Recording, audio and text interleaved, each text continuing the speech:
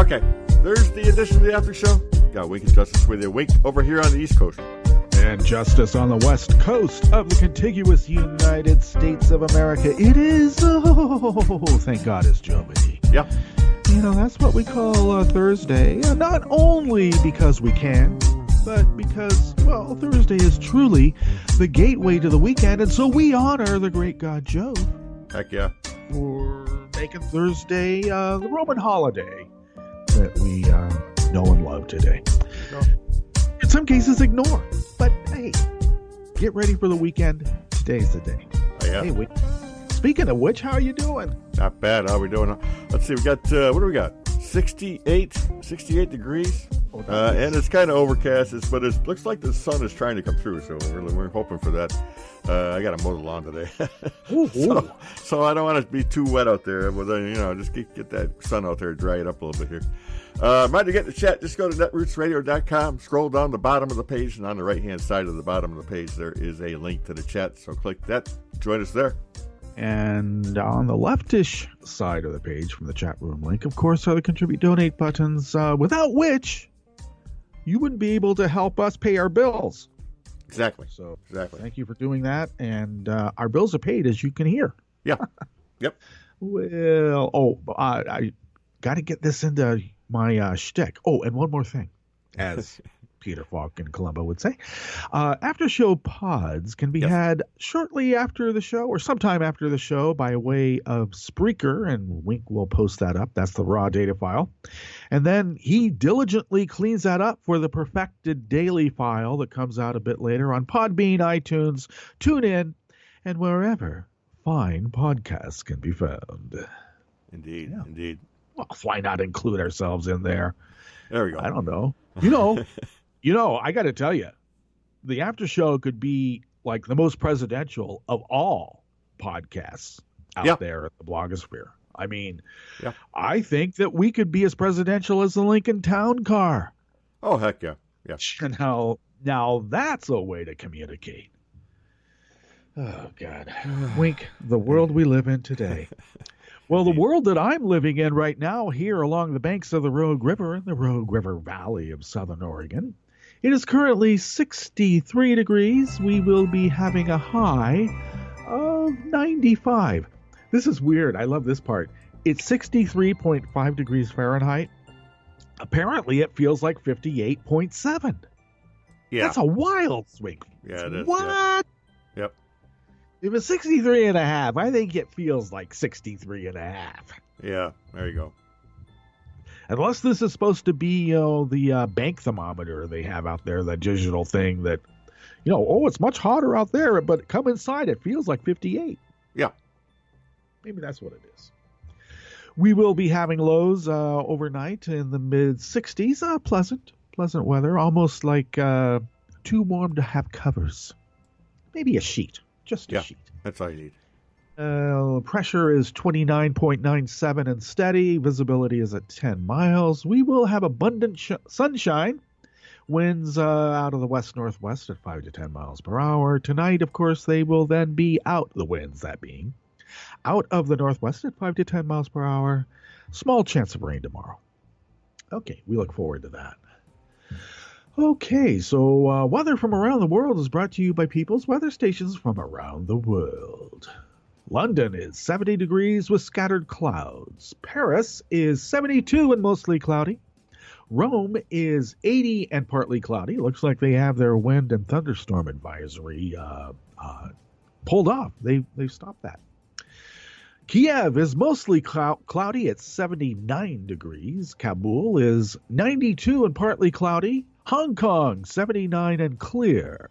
Tokyo is 75 and mostly cloudy. Sydney, Australia is 55 degrees and clear. They're in their winter, of course. If you want to, I don't know, if you want to have even more of a chillier winter, go to San Francisco. It's 53 and a half degrees right now and overcast. And New York is 72 degrees and mostly cloudy. Oh, yeah. See, people in the Southern Hemisphere, if you want to stay in the Southern Hemisphere and have your winter, you can do that. Or you can come to the Northern Hemisphere and have your winter in San Francisco. Yeah. Yep. It's your choice. Your choice. Well, that is weather brought to you from People's Weather Stations from around the world. I like that. So who is this Scaramucci guy? I know, is he, Mook? I think it's a Mook. Yeah. Okay. Reminds me of a Mook. Kind of like the guy that's hanging out outside the, the men's club. They got their little, folding chairs, or I don't know. They got chairs right outside this, door, No windows, or if they do have the windows, the ones that are up high, along the eaves. It's like a men's club. He's always adjusting his tie. Yeah. Pulling it back and forth. Well, I don't know. I think it goes well with this administration. It's, the image they're trying to affect. And they've done it quite effectively, haven't they? What else? Oh, apparently, not only are transgenders going to be summarily found out wherever they are on the battlefield and taken, in shackles to the brig. Apparently, Jeff Sessions says not only that, but, all those gays and queers and, their fellow travelers, transvestites, all of them, they don't have any constitutional civil rights. They're not even people. Boy, we've come a long way since we had the black president, huh? They warned us. You elect the black guy, you will suffer. You will be punished, and this is it. Okay, well, it's because of her emails. Everybody knows that. These are the issues we will be attending to today because since we missed Chris Reeves on Tuesday, because he was on a rescue mission in the state of Kansas because of massive power outages, well, we will be visiting with him today, so I shouldn't dally. Okay, after the Trump administration filed an extraordinarily rare petition for review, the Ninth Circuit Court of Appeals temporarily halts the youth climate lawsuit. That was actually going as gangbusters, wink. And then suddenly, got to stop that one in this bud. That one looks like it might be moving too fast. Right. So slow that one down. Former Interior Secretary Sally Jewell rips Trump's illegal and unpopular attempt to revoke national monuments. I don't know. Sounds like an alien force to me. And this will give you a little understanding of why the Boy Scouts had such a mild response. The president of the Boy Scouts has 85 billion reasons. You might be seeing dollar signs as reasons there to excuse Trump's wildly inappropriate Trump-Jugend jamboree speech. Yikes. And as I presaged earlier, we will be visiting with Chris Reeves today, always affectionately known as Tom Servo 433. We're going to have a discussion on Donald Trump donating a second quarter salary of $100,000 to the Department of Education. But, that's after they're going to be cutting $9 billion from it. Yeah, I think that pays like a teacher, a paralegal, but no supplies. Right. Thank you very much. Let's see. The skinny repeal will only increase the average premium by $1,200, so stop whining. Yep, I'm serious. Only $1,200 more that you have to spend a week. And let's see. Missouri has a special election. We're going to be speaking about that. I think Jason Kander is in the mix as well as part of the discussion. And finally, with Trump nominating Brownback to be ambassador at large for international religious freedom, will his honorific, the title, will his honorific be Metropolitan Sam of the American Orthodox Church? Yeah. He gets to grow this really big old long beard, I don't know, maybe they should have the Duck Dynasty guy in there too. He would look like a perfect Metropolitan Duck Dynasty guy. Well, all that. And the Connect, Unite, Act, Daily Coast Community Calendar, and always more on the after show with that ever so fine fellow over there on the East Coast. His name is Wink. This guy back over here on the West Coast. My name is Justice. And we do this 5 days a week for an hour-ish in this particular specific and always peculiar tear in the fabric of space-time because who loves you, baby? Okay. Boy. At least we can wake up knowing that something, wildly unusual will be happening today, Wink. Yeah. Almost always. Always now. I mean, it used to be, like, God, it's going to be so boring. Yeah. I mean, all I'm going to have to think about is all these, like, mundane things like, like edge the sidewalk. Right. That's like the extent of your, like, oh, God, the philosophical challenges of edging the sidewalk. Filament, or do I get like the old blade thing out, right. The metal blade, right? Cause sparks during fire season. Do I? Well, we don't have to even think of like that. That's too lofty. Now all we have to do is wake up, and next thing you know, oh, it's right there in front. They keep saying the official language will be English. I don't think so. I don't think so. How do you say Merry Christmas in Cyrillic? I guess we'll have to learn that one, huh? Yeah. Oh, yeah. Okay, good thing to know. Well, we do know that women Republican representatives are being threatened with shooting and other forms of violence by male GOP members. Quite amazing. Why? Because apparently...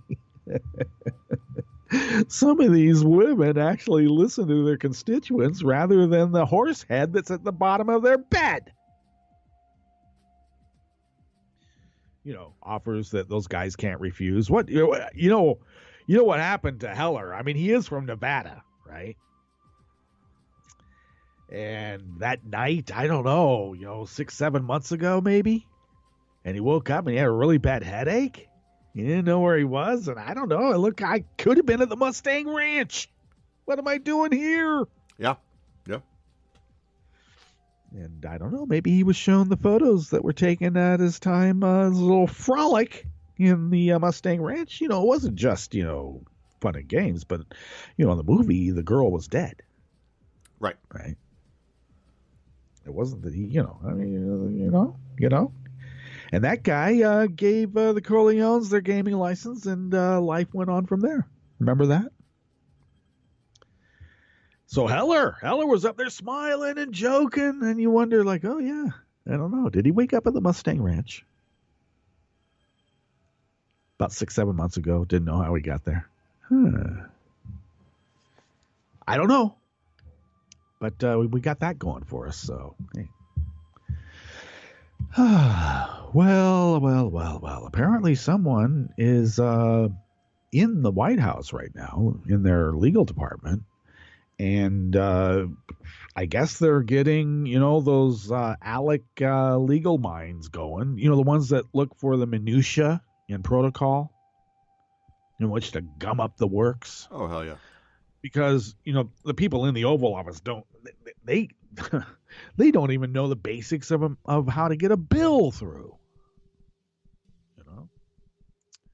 So federal court temporarily pauses the climate lawsuit filed by the youth. And this is by Natasha Geeling out of Think Progress. The Ninth Circuit Court of Appeals has temporarily halted a climate lawsuit against the Trump administration following the administration's petition for a rare review of the district court's decision to allow the case to move forward.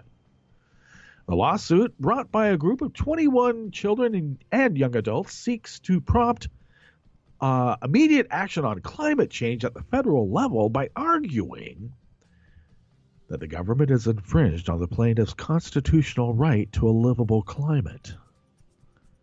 I think that falls under the aegis of, I don't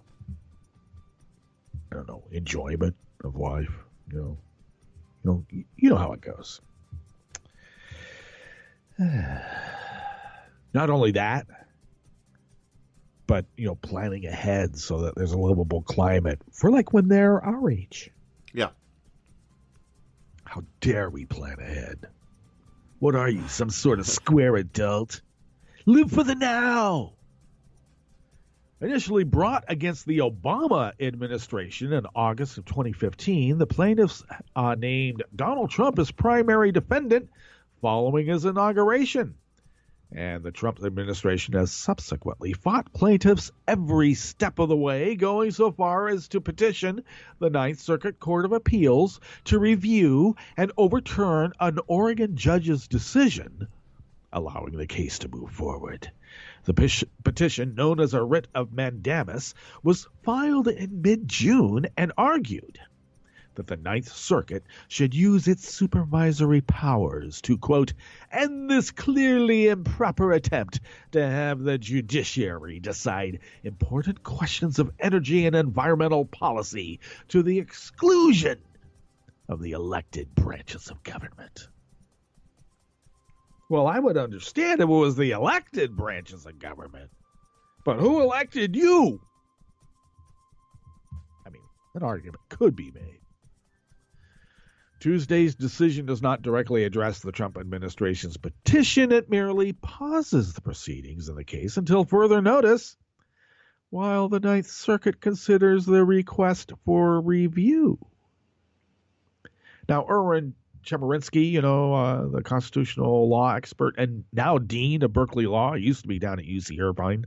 Now he's at Bolt.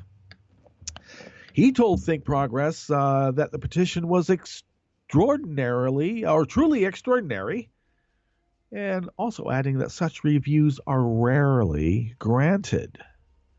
Attorneys for the plaintiffs, the kids, expressed disappointment with the court's decision to pause the case, but were hopeful that the court would eventually deny the administration's petition for review. We will continue to prepare for trial. We remain confident that we will be heading to trial and that the temporary stay will be lifted. Julia Olson, co-lead counsel for plaintiffs and executive director of Our Children's Trust. We should find out what Pickle thinks about this, Wink. Oh, I know you probably haven't heard about Pickle. Pickle is this letter that was written praising Trump. Oh, you're my favorite person in the world. My birthday cake was like your hat. Make America great again. And purported to be a 9-year-old. And Huckabee Sanders read it at the White House press briefing. It's total propaganda, right? Oh, yeah.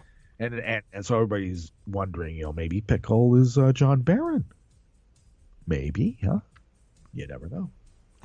Yeah, could be. A little tidbit of information. Mike Pence's dog is named Pickle. Hey. Interesting, huh? Yeah. All right. So in late June, U.S. District Court Judge Thomas Coffin set a trial date for February 5th of 2018. The trial will take place in Eugene, Oregon.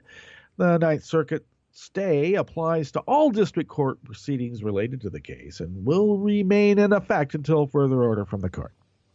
I guess that February 5th date may or may not be in play anymore. Okay. Yep. Well, we'll see. Kids don't have any standing. They're just constituents in the future, Wink. In the future. Who cares about the future? Remember when we were growing up and we always heard about, these damn kids, all they want to do is live for today. Yeah. And we were saying, no, we're planting stuff in the ground, and it takes quite a while. We have to plan for the future. Just by the very act of making a garden, you are planning for the future. A bunch of hippies, back to earth people, back to the land, And now they're all like, let's live for today. Screw it. Let's screw up the hotel room. Let's break bottles against the wall. Well, Kid Rock's running for Senate. Yeah. Can you imagine that? Pretty hard to comprehend that, yeah. Well, I mean, the Senate is the landed gentry, and someone like Kid Rock is now the landed gentry. How far we've come. I guess. Sally Jewell. I always liked her. This is an article by Jenny Rowland, also out of Think Progress.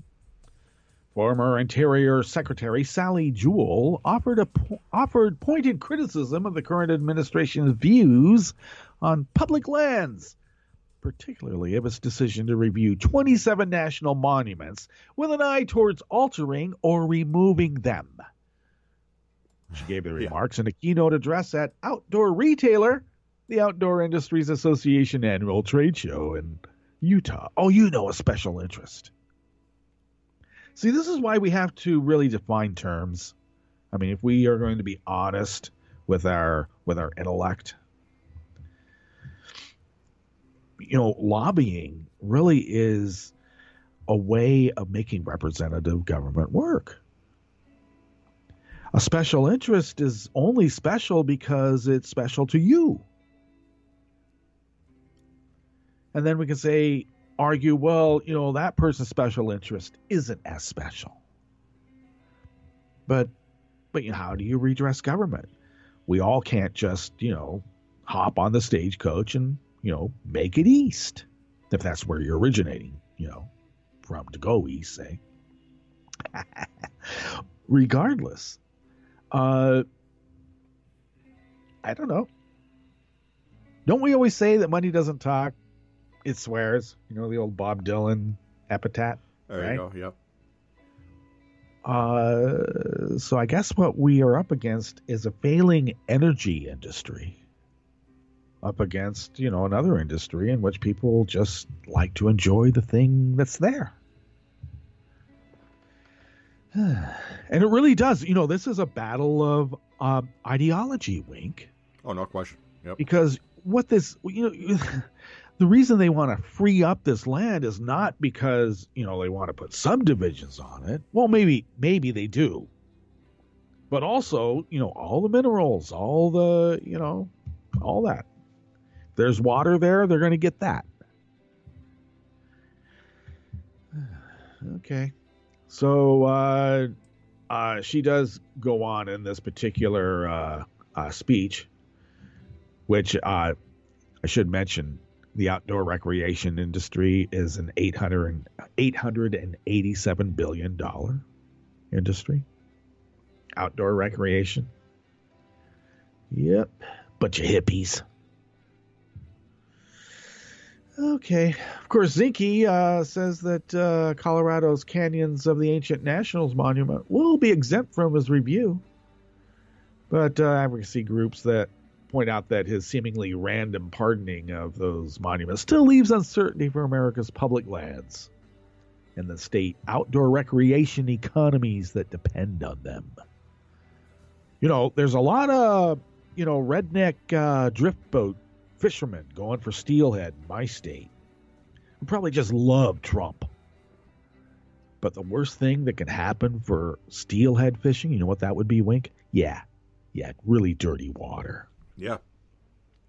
Especially dirty water with like heavy metals like mercury and other things that they use so that they can power wash hillsides, hoping that they might find some gold. Yep. Okay, that's what they want. I was a Boy Scout. I was a Life Scout. Then I decided I wanted the war in Vietnam to stop. Also, you know what? My athletic endeavors. Yep. Plus everything else. I mean, I was volunteering at a convalescent hospital. I was a tutor for elementary school kids 3 days a week, tutoring them in math and English composition, mostly for the English. Yep. What else? I mean, I had a part-time job. I was on the student council. I wrote for the paper. Student paper, all that. So Boy Scouts had to go. Oh, yeah, without a doubt. Yep. It's a jock, too, Right. So I recognized the certain aspects of the Boy Scout that was unseemly by my standards. It's a weird way in some ways, to acculturate, There's the bullies, in the troop that want to prey on, the younger and weaker kids. And that, it's like Lord of the Flies. It can turn into Lord of the Flies if you're not careful. I'm not talking about the new one, too. That was a sanitized version. I'm talking about the gritty black and white version. There you go. With the Brits, the choir boys and, the others. So this, what I call the Troop Jugend Jamboree rally, I wasn't shocked how quickly, those kids and young men would essentially, raise their right arms and salute. Click their heels and go, Achtung! Yeah. The salute would have the three fingers up just to keep it within the Boy Scout, labyrinth. So let's see. This is an article by Brad Reed out of Raw Story. The Boy Scouts of America have been criticized by some for their weak response to Donald Trump's highly politicized speech this week before the Boy Scout Jamboree, in which he got thousands of scouts to boo former President Barack Obama. Well, I think they became Trump Jugend at that point, Trump youth. They were no longer Boy Scouts. They're not supposed to do that. You don't boo a president, former or otherwise. I got to tell you, there was nobody booing Richard Nixon when I was a Boy Scout. There you go. Even when you wanted to. They were the president. And when they weren't the president, you didn't rag on him then either. You just didn't. I never did hear, at least in my troop, that Kennedy had it coming. But I'm sure there were some Boy Scout troops that had that. Well, a new report shows that the president of the Boy Scouts of America has tens of billions of reasons to not formally or more formally criticize Trump's speech at the Jamboree, as it could hurt his chances of getting his company's mega merger approved. And what company would that be? Oh, yeah. AT&T CEO Randall Stevenson became the president of the Boy Scouts of America just over a year ago. Just over a year. And look, he's already destroyed the Boy Scouts of America. Good work. And at this moment, he's seeking approval from the Trump administration to sign off on a proposed $85 billion acquisition of media company Time Warner, Inc. I got to tell you, I'm not really big on this merger, okay? I'm sorry. But, I guess he is. Yeah. And if he's president of the Boy Scouts, it's like, you want a Trump Jugend rally so you feel good and you sign up on this merger? I'll give you a Trump Jugend rally. We have one scheduled, every year. Same time. Come on. Yeah, we call it a jamboree, but it's easy. You start with a J, we can make it Jugend. Put the great Trump logo in front of Jugend. We'll be there. We could do that. We even have a signage merit badge.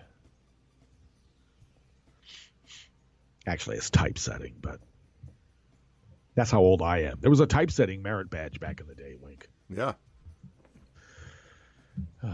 Maybe not, but I do remember doing something with typesetting. Okay. So the Department of Justice is conducting an antitrust review, which evaluates how the deal would affect competition in the industry. Well, Trump comes from that rare part of capitalism where competition is the death of what he's trying to do. He wants a monopoly.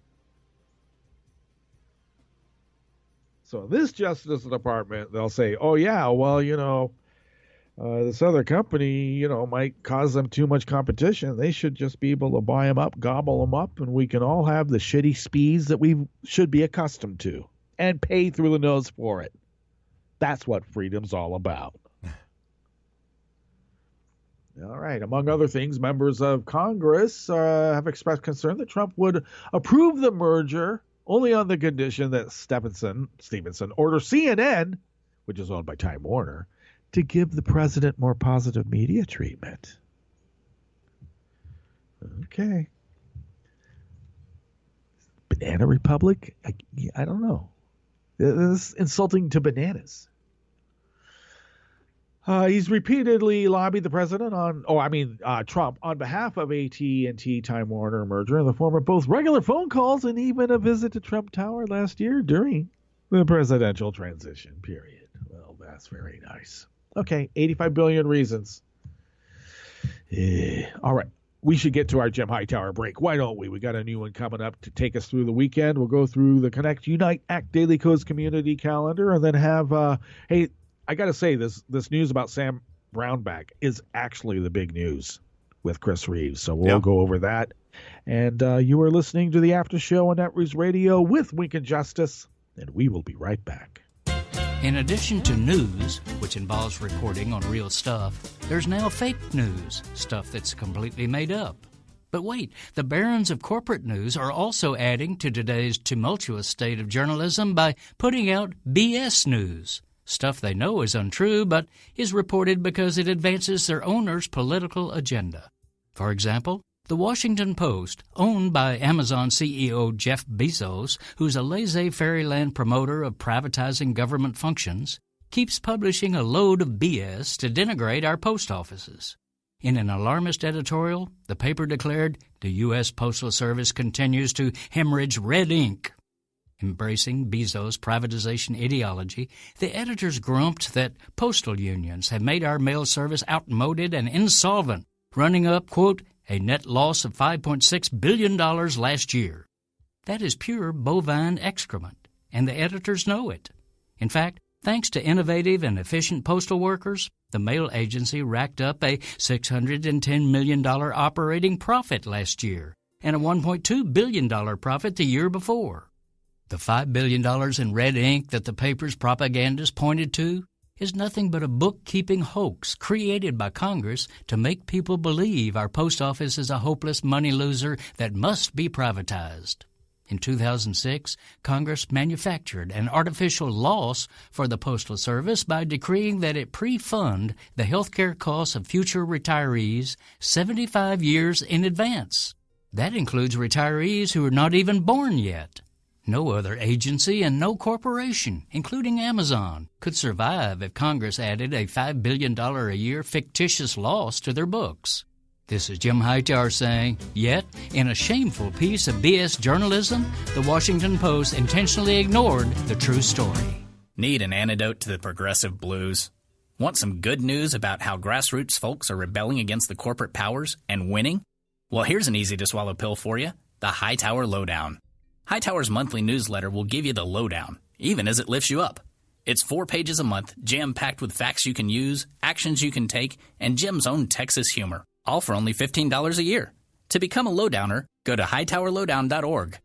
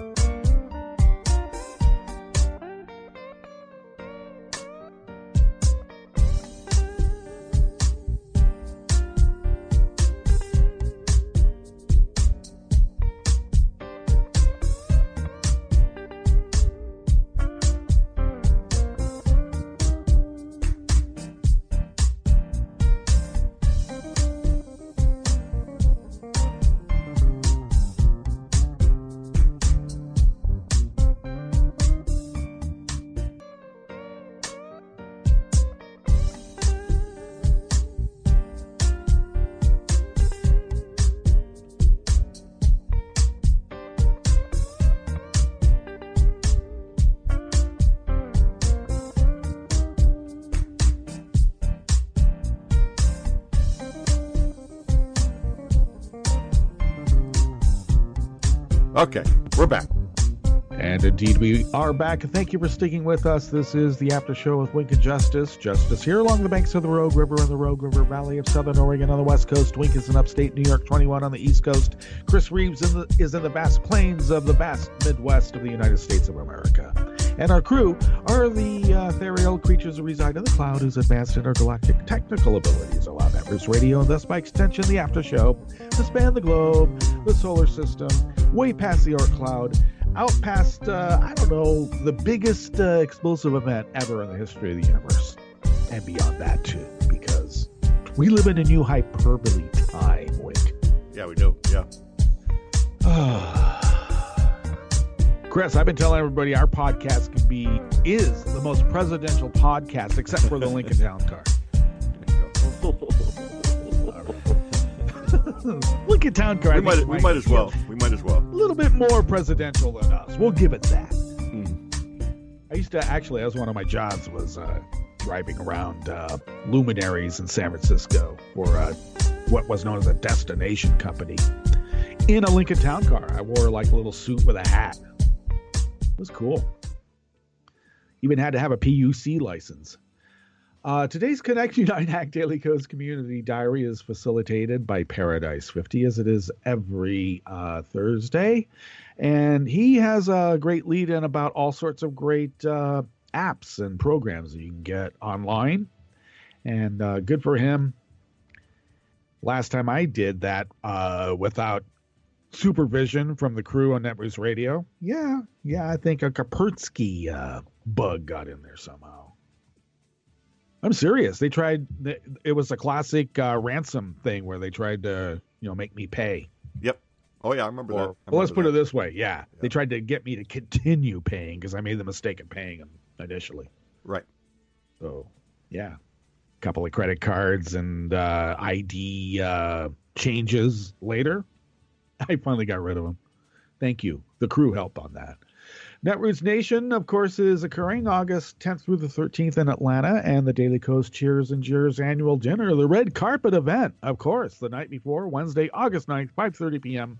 at White Oak Kitchen and Cocktails, 270 Peachtree Street in Atlanta, Georgia, Cosmail Navajo to RSVP. The Daily Coast Caucus Ask Me Anything will occur Thursday afternoon, August 10th at 2:30 p.m. in the Piedmont Room. The session will be led by Navajo, otherwise known as Nita Lind, Daily Coast Director of Community, and President Will Rockefeller. Yes. Remind us once again, your seminar is occurring when, Chris? And where? Oh, you might have your... Yeah. No. Okay, so ours is, in fact, you made me look it up. It's Saturday afternoon, and that took me a second. Okay. It's Saturday afternoon. It follows we're right after the Elizabeth Warren keynote. Okay, after the keynote. So that'll be a good mnemonic for people to remember by.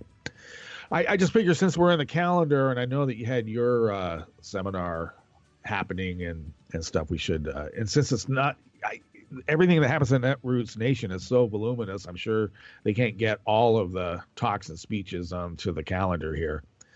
Okay, to finish up, August 12th is the Daily Coast Asheville Summer Summit Meetup at Mount Mitchell State Park, 2388 State Highway 128 in Burnsville, North Carolina.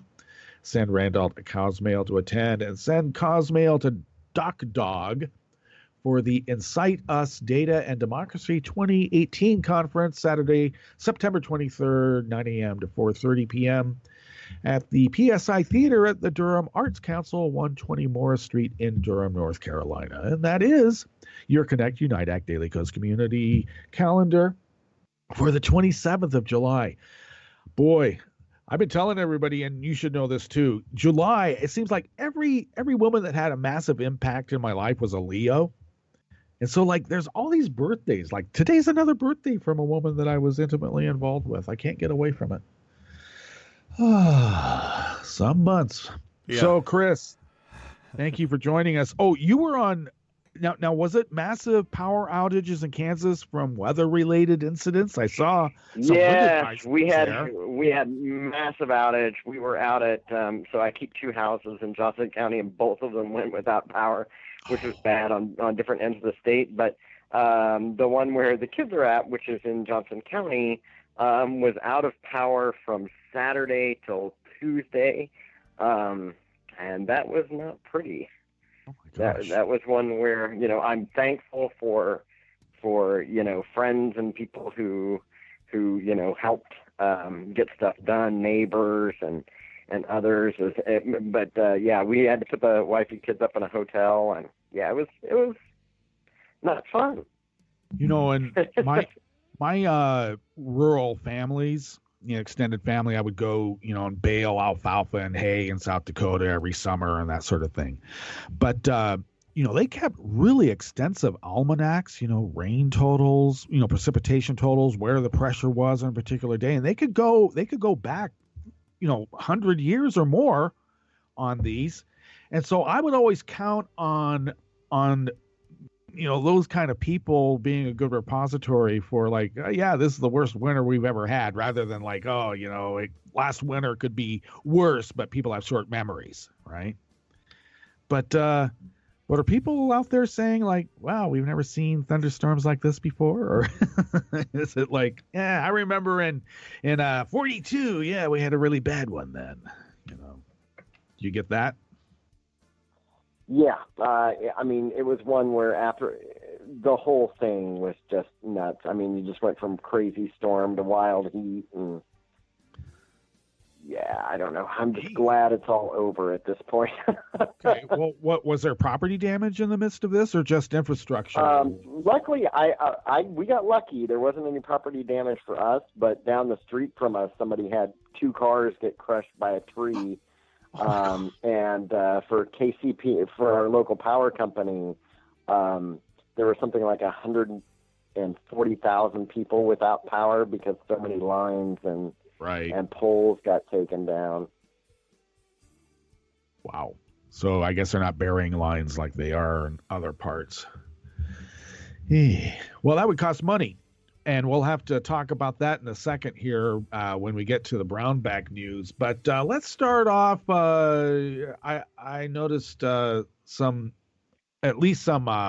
social media commentary on your part about Trump donating the princely sum of $100,000 to the Department of Education that he's trying to cut $9 billion from. And I think I saw you mention something that would pay for a teacher and maybe a para, but no supplies or anything like that. Yeah. It would be enough to pay the salaries for one teacher and one paraprofessional, giving them no benefits, no supplies, nothing else. Meanwhile, he cut $9 billion. He's proposing to cut $9 billion out of the budget.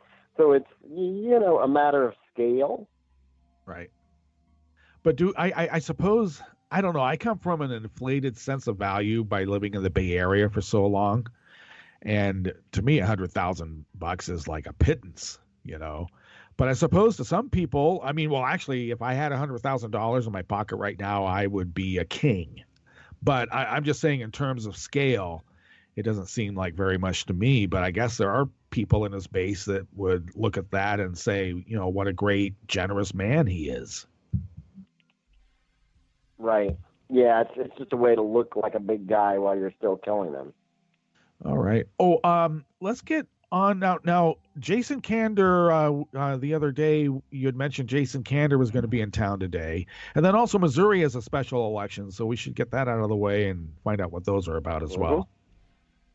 So, Jason Kander was in town last night, so he got to be here for the moment when Sam Brownback left his post, which was kind of, nice.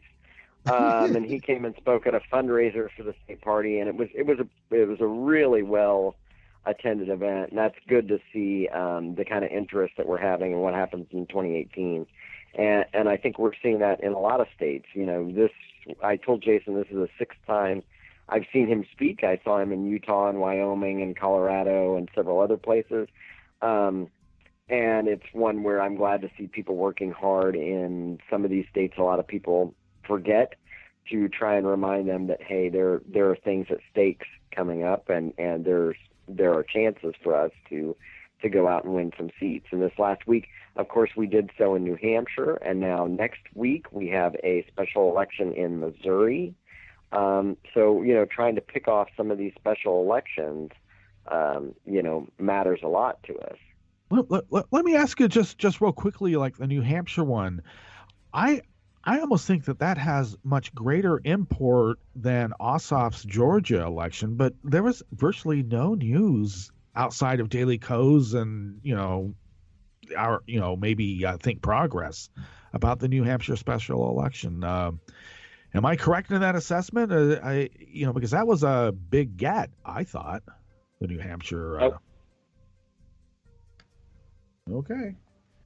Now let's see. The skinny repeal. I just love the skinny repeal. It's only going to kill like 26 million, not 30 million, and it only will increase the average premium by $1,200. So stop whining. What are they serious? Are there people, on Obamacare right now or the ACA who are buying this? It's always harder to take things away from people, even when they think that those others shouldn't have it. How is this going to work? The problem is that the Republicans, since the inception of ACA, have continued to refer to it as, this is an entitlement, and entitlements are bad because entitlements go to non-deserving people. They don't deserve it. And I hear that a lot, and I hear that even in a lot of Republican communities. But when you ask the next step, and the thing is, they go, well, I deserve it. It's these other people. The other people don't deserve it. And that's really a lot of the message. So there's a whole lot of people who, I know a lot of Republicans who support straight up repeal. ACA has been horrible for us. Well, some of them have forgotten what things were like before ACA, when premiums also went up, and some of them haven't made the connection that, that's what's coming is not going to be better. They're convinced that, Trump's a master negotiator, and whatever we get is going to be fantastic and whatever. And that's not what's going to happen. But they don't understand that or embrace that. And so it's one where you just kind of go, I think that there are going to be a lot of Republicans, poor white Republicans, who are going to cheer for the repeal of ACA because they think it's good for them. Right. And it's the hitch for Democrats is that the skinny repeal and all of this, the one thing the Republicans have baked in is a 2-year window, which means that it doesn't actually happen for 2 years. So if they get it now, then what happens is it doesn't happen really until, the 2019 Democrat takes over. Right, until a Democrat probably takes over. Right. And so they've tried to do it in such a way where they can claim they're trying to front load some things, like, we'll repeal the device accessibility tax, which is something I would favor. There are fixes that need to happen to the ACA, but they'll front load those things and then put the real terrible stuff at the end after the 2018 election, and before the 2020 election. Now that means that come 2020, the year that the president is up to run, the new plan will be in full effect and people will experience it head on, which is potentially really good for us, but it's not so good for us as far as if we're looking after the will of the people. This is one of the things that I think people forget about where Democrats are. If we were politically craven, didn't care about any of this stuff, we would just quietly go, yeah, this is no good, and sit on our hands and let Republicans do it, because then we would come out later and say, look at how horrible this is. This is why you've got to not elect these people. But we're not doing that. Why aren't we doing that? Because we actually stand for the people. We don't want horrible things to happen. So we're going to fight like hell on the issue and try and see if we can save some lives out of it. But the Trump administration has moved into just callous disregard of anybody but their core 36% that they know that they could do or say anything, and they'll never lose those people. I mean, we're even talking, I mean, let alone, I mean, let's disregard the 27 governors who penned a letter to, Congress saying, you got to stop this. What about the major health insurance executives who have been saying this is insane? I mean, I don't know an actuary anywhere in any insurance industry that likes chaos. They want certainty in which to be able to add things up.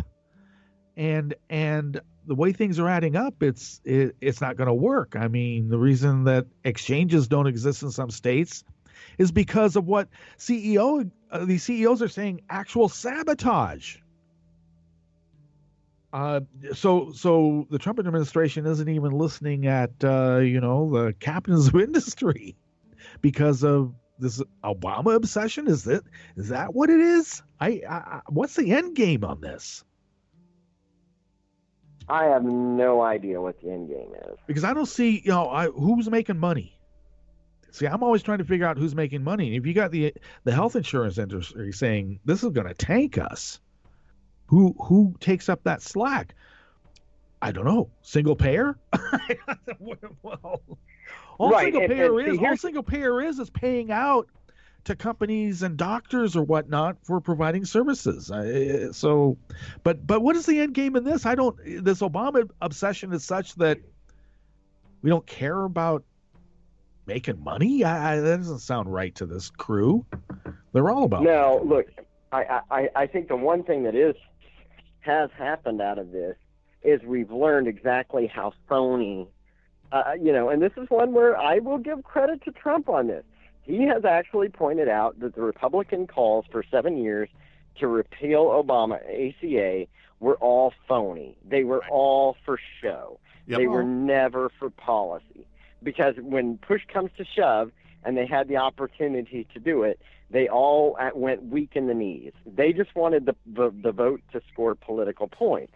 And now that they could actually do it, a lot of them are going, ooh, maybe not. And who really should suffer some blame for this? We're giving some praise right now for the occasional flip moderate Republican. Oh, John McCain voted against it. Well, where was John McCain in all the votes over the last 7 years to repeal ACA? He was on the wrong side. They set the table for this. They set this up, and then, the rooster has now come home, and they got to figure out what the hell to do with it. Well, that's on them. I don't care how moderate they were. Where were they in all of those other votes, 60 some of them, if I remember right, to repeal ACA? They were on the wrong side. And now the Pottery Barn rules apply. They broke it. They bought it. They have to figure it out. And absolutely, before anybody forgets, they have 100% broke it. I mean, they have done things to the ACA since Donald Trump has become president. They talk about, the ACA is in trouble. Well, a big part of that's because of what he has done. Slow paying the dividends, using money to promote ACA to attack ACA, decreasing funding for marketplace exchanges. All of these kind of things they've done without they didn't need congressional anything to do them. But those are the things when he says, ACA will collapse. Hey, he can help push it there without Congress. And they're so bullheaded about what they want that they're willing to say, well, if everybody suffers, I guess that's bad. We'll use it for, Trump comes out and says, I won't own this. Democrats will own this. Well, nobody should want to own people suffering and dying. But the Trump administration is using it as political points to try and score against a party. Yep. That's where their policy and they do own it. The Republicans own this now. Now let's talk about this Pottery Barn principle as applied to Sam Brownback. Now, is he owning it, or him now becoming, him now becoming what I jokingly refer to as Metropolitan Sam? This is almost like a golden parachute in a way, isn't it? But I think people in Kansas are happy that he's going. We're happy that he's going, although his replacement, Jeff Collier, is exactly the same as he is. Yeah. And so it is what it is. But the one thing I will say is, if it was up to me, he is moving into a position, ambassador for religious tolerance. Yep. And Sam Brownback is many things, but tolerant is not one of them. Yeah. This is somebody who has pushed forward policies that are anti-gay. He has pushed forward policies that are, or made statements that were not very supportive of, minority religion status here in Kansas, in relation to issues we've had with Islamic community. He has never stood up to rebuke Kobach or others who have, went on radio programs and those to talk about, the ills of foreigners and all these kind of things. None of those things. Well, if your goal is promoting religious tolerance and you're afraid to stand up to a guy in your own state who's promoting intolerance, and you're busy promoting intolerance, what kind of ambassador does that make you? I mean, how does that represent us? Sounds like a perfect one for the Trump administration. It does. Now, I mean, you got Pruitt, the EPA, who wants to destroy the EPA. You put people in charge who are the antithesis of whatever organization it is that they're the head of. Right. Sam Brownback in this post is for religion tolerance of Christians. That's what this is going to boil down to. Not going to be. I would parse it down to a particular kind of Christian, actually, not just Christian. Particularly kind of Christian. He is not going to be super supportive of, oppression of people of a different faith in China, or oppression of, the growth of Hinduism somewhere. That will not happen. I don't think he's going to be advocating the Sisters of Mercy, to be honest with you. So. Yeah, somewhat. And so what this really is him taking a parachute to get out of Kansas to say, well, I screwed up. And guess what? I get a consolation prize. I get to move on and take a victory lap for screwing a state over. I've been making jokes about right-wingers suddenly becoming these folk who have the inability to foresee the future or to plan ahead. This also sounds to me a little bit like, wow, I got promoted to, first mate on the Titanic. I can't wait. I can't wait to get on the Titanic. Yeah. I guess these, the way that this particular administration and, everybody they're bringing on board, it almost sounds like, or it seems to me like they feel they're going to be here for another term even, and almost like they know something we don't. Yeah. Does Brownback just want to get out of Kansas? I think I think his wife really wanted to get out of Kansas. Yeah. I think that, he was ready to go. He's termed out. He can't run again. If he ran again, he would get destroyed by, I think, just about anybody. He hates Chris Kobach, so watching Chris Kobach run for a seat is not necessarily rewarding for him. A lot of times people are like, oh, but they're both arch conservatives. They should like each other. No. Sam Brownback blames a whole lot of his unpopularity on Kobach. Whether that's fair or not is a whole thing. But, that's one of those, everybody likes to think the reason people don't like them is somebody else's fault. And that's not good for that relationship. So watching Chris Kobach make a run for governor is certainly not appealing to him.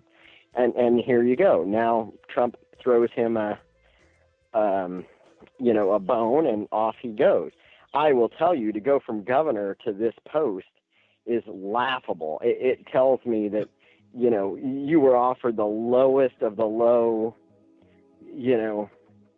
opportunity. Had to make up an ambassadorship. I mean, he didn't get to go to the Vatican or wherever. Right. This is a post that he was involved in creating in 1999 that has, for the most part, been it's been relegated to somewhat of a party function post. This is a guy who can go to a party function in D.C. and proclaim, I'm an ambassador. Not one where you don't have any policy portfolio. There's no specific government you're talking to. There's no specific issue you're talking about. Nothing. You represent oppressed faith in the world with what? With what authority to do anything? None. Zero authority to do anything. So when he gets his gig on Fox, when all this stuff collapses, will they refer to him as governor or ambassador? Oh, I don't know. But now would be an ideal time for him to, take that and do 2 gigs at once. I mean, he won't have very much better to do. They do. Yeah, absolutely. He can come right after like Corey. I said, this is not a gig where he's got much more to do than camp out in D.C. and hang around with his old Republican friends from when he was in the Senate. All right, Chris, we're going to have to take this up on Tuesday. Thanks for joining us today. So sorry to hear about the bad weather on Tuesday, but I'm glad you came out of it. We're all okay. All right. All right, folks, we better bug out of here. We're in our buffer period before Hartman comes up about 6 minutes after the hour. We'll listen to Perov Stellar's psychedelic jazz in the interim.